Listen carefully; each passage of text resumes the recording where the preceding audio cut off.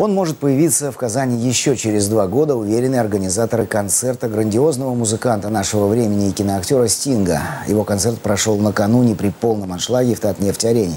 Казанская публика с огромным интересом погрузилась в поток музыки, завораживающий слушателя уже на протяжении 30 лет.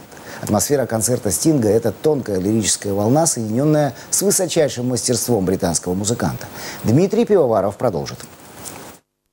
Тогда Стинг показывал программу «Симфоницити». Ему подыгрывало 46 музыкантов оркестра театра оперы и балета имени Мусы Джалиля. В этот раз артист ограничился группой из 5 музыкантов, с которыми он работает более 20 лет. По словам организатора концерта Стинга, промоутера Дениса Валеева, встреча с певцом и композитором определила и отношение музыканта к нашему стремительно меняющемуся городу. Совершенно не изменившийся, удивляет тем, что, по-моему, даже моложе стал с тех пор. И прозвучала фраза, что «Казань is a developing city». Казань – это развивающийся город. И он нам сам объясняет, что вот мы сейчас видим Казань, а мы сами того не понимая, на самом деле через 2 года она еще другой станет.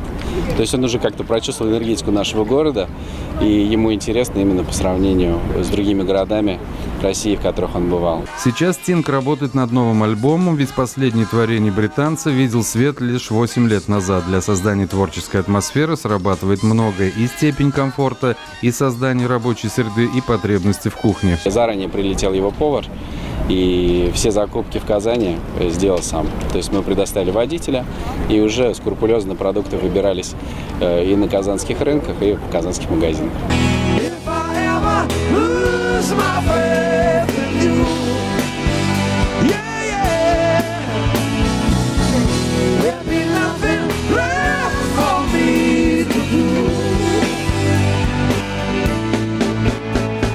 «If I ever lose my faith on you» и молниеносно найден контакт с залом. На композиции «Englishman in New York» барьер окончательно стирается, и спортивный 61-летний исполнитель, меняющий гитары в течение вечера неоднократно и вдохновленный игрой своих соратников, берет в плен Казань во 2-й раз. Но, как говорят устроители, не в последний.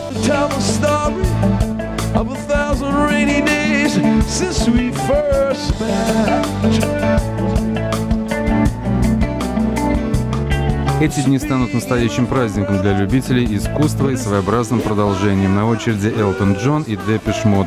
Судя по усиливающимся разговорам по поводу последнего названия, переговоры с группой ведутся уже давно.